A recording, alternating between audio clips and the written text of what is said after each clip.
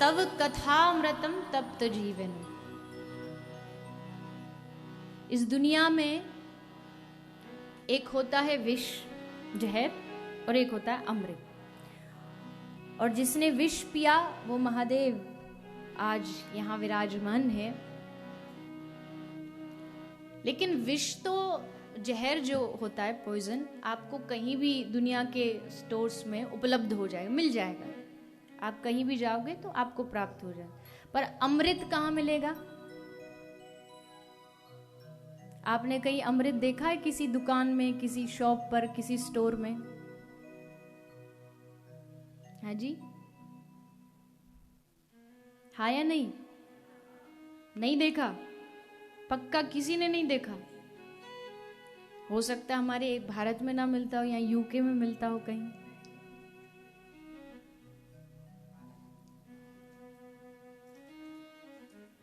देखा है आपने? देखा ही नहीं, पिया भी है।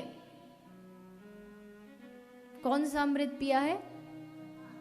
तव कथामृतम तप्त जीवनम।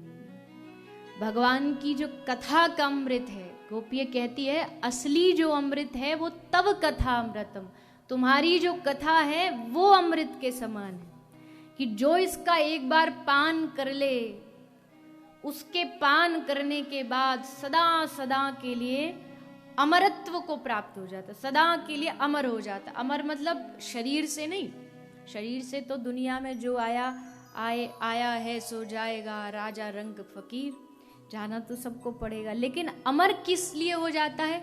जैसे उदाहरण के लिए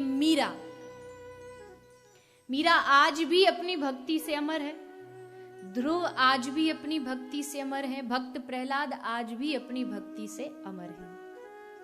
तो वो कथा अमृत जो है, उस अमृत को हम सब यहाँ पीने के लिए बैठे हैं, और इस अमृत को पीना ही हमारा उद्देश्य है, कि इस अमृत को पिए और हमारा जीवन एकदम आनंद से भर जाए।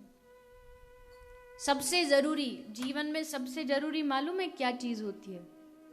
सबसे जरूरी चीज होती है फकीरों की मस्ती, एकदम वैराग्य भाव में, कोई किसी से लेना न देना, मगन रहना। और ये सबको प्राप्त नहीं होती। आज आप किसी से भी पूछो, किसी के भी यहाँ लाइन में अगर रेजिडेंशियल एरिया हो ना, मैं पेन पेपर लेकर के जाऊं और मैं एक एक घर की डोरबेल बजा के पूछूं आपको कोई जीवन में दुख है, तो मेरी 10 डायरी भर जाएगी, पर लोगों के दुख खत्म नहीं होंगे।